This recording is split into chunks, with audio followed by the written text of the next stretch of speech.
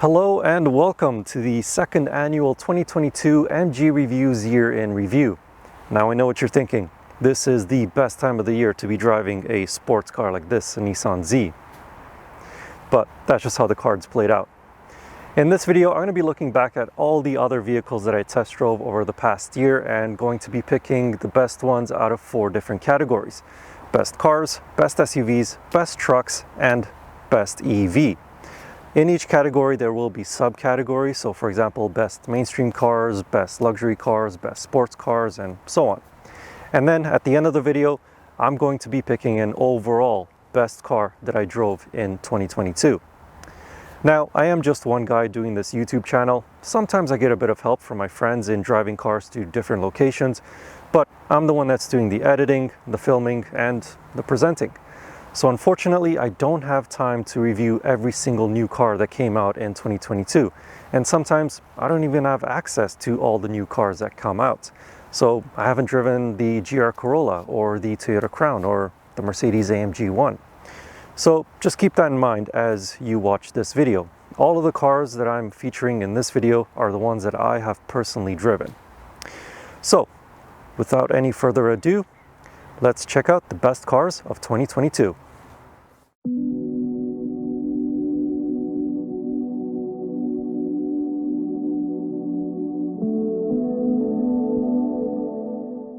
Before we start things off with the best cars of 2022, I want to give an honorable mention to the Honda Grom.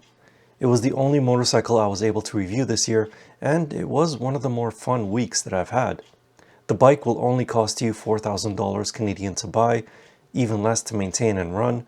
It can get 1.5 liters per 100 kilometers, which is well over 100 miles per gallon, and it's a lot of fun to ride. Of course, it's not fast.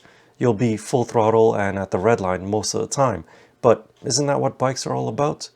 The difference with this one is that you can do it in a city and it'll be legal. Now on to the best cars of the year, and let's start things with the cars that are most affordable, mainstream cars.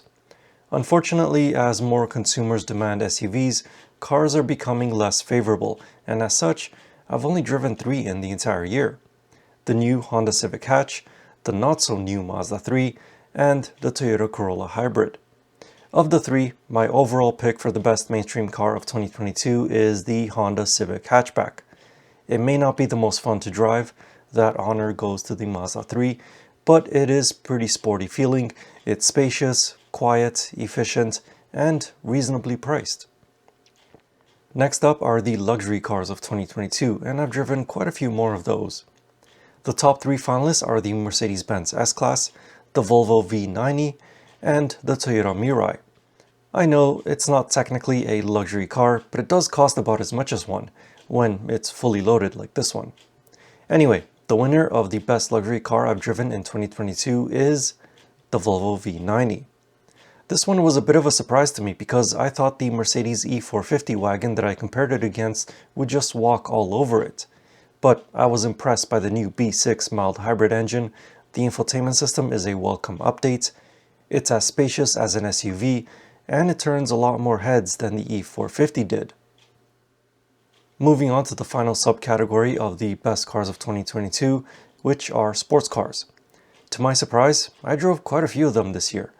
Some included the new BMW M240i, the new Nissan Z, the Acura Integra, and also some not-so-new cars, but still a lot of fun to drive, like the Mazda MX-5, the Ford Mustang GT, and the BMW M4. The 3 finalists in this category are the Mazda MX-5, the BMW M4, and the Toyota Supra with the manual transmission. And the winner is the BMW M4. This car is just on another level. The power of the engine is unrelenting. It handles like it's on rails, or off them if you tone down the brilliant adjustable traction control system. It's comfortable when you need it to be, and also fairly practical. It's not cheap though, but I think it's worth every penny for the performance that you're getting.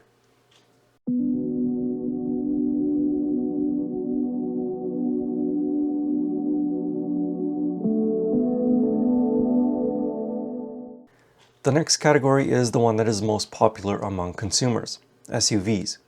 Starting with the smallest of them all, extra compact SUVs. These included the Hyundai Kona, I drove both the N line and the N, the Jeep Compass, and the Honda HR-V.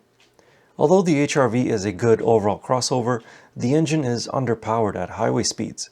The Jeep is fun off the beaten paths, but not so good on paved roads. So, by process of elimination, the winner is the Hyundai Kona. You can have it with multiple engines, as a really hot hatch in the Kona N, or even as an EV. On top of that, it is not too expensive, it's comfortable, and best of all, it's fun to drive.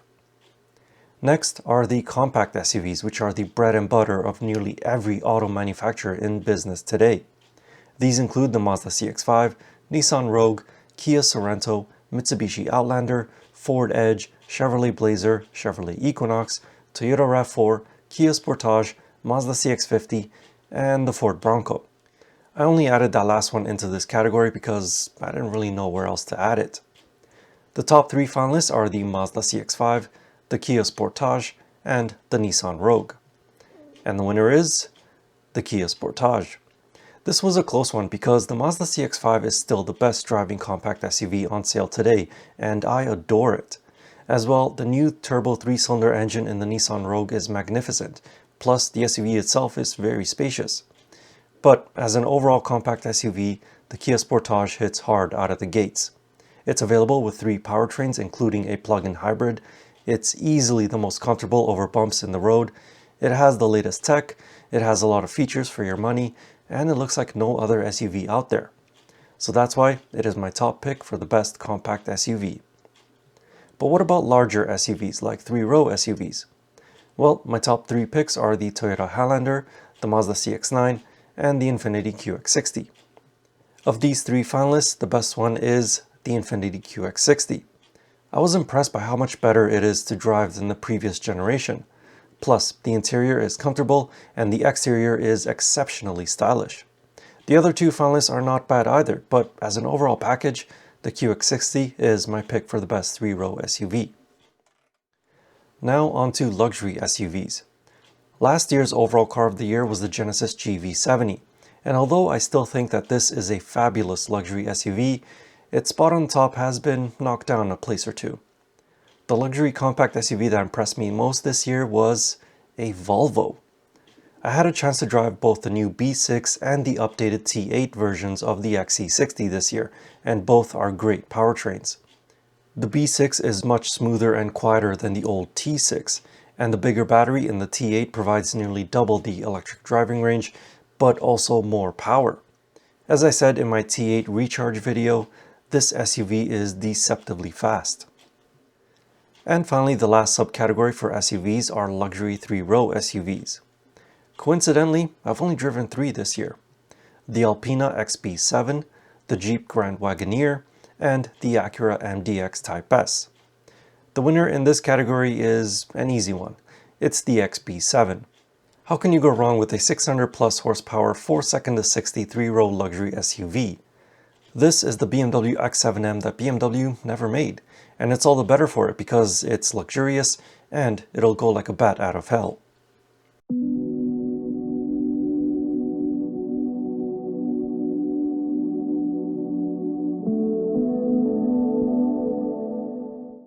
Next up are the EVs of 2022. Last year, I only drove 3 of them. This year, there were more, and I suspect that next year, I'll have to divide the main category into subcategories like the others with the amount of EVs coming to market. But for now, my top 3 finalists are the Kia EV6, the Ford Mach-E GT, I am still not calling it a Mustang, and the BMW i4. And the best EV of 2022 is the Kia EV6.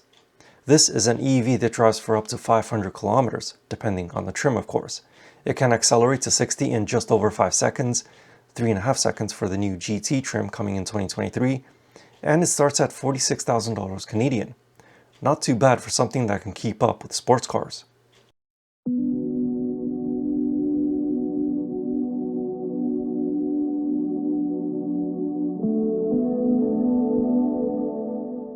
For the pickup truck category, I was going to split it up into mid-size and full-size trucks, but I've only driven 6 trucks in the entire year.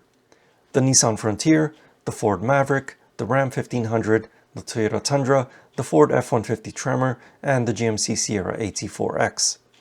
Of the full-size trucks, my favorite is still the Ram 1500.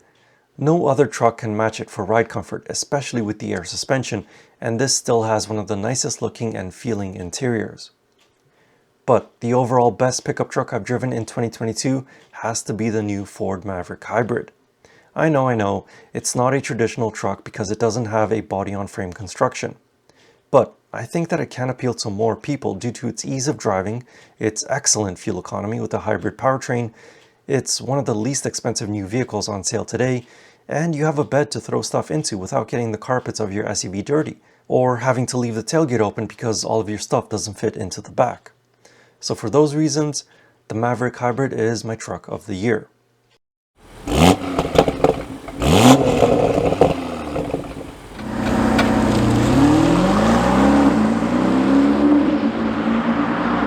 Before we go on to the 2022 car of the year, let's have a quick look, or rather listen, to the best sounds of the year. Pretty soon, all that we'll be hearing is this.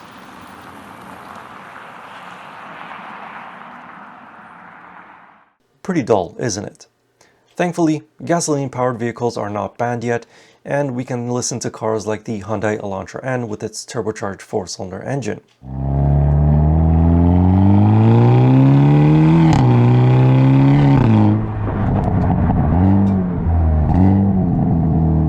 Add another 2 cylinders and you get the operatic sounds of an inline 6 from Mercedes-Benz.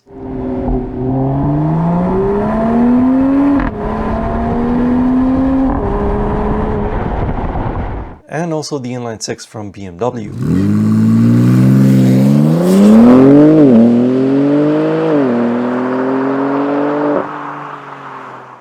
But the best sound I've heard all year is without doubt the raw V8 rumble of the Ford Mustang GT.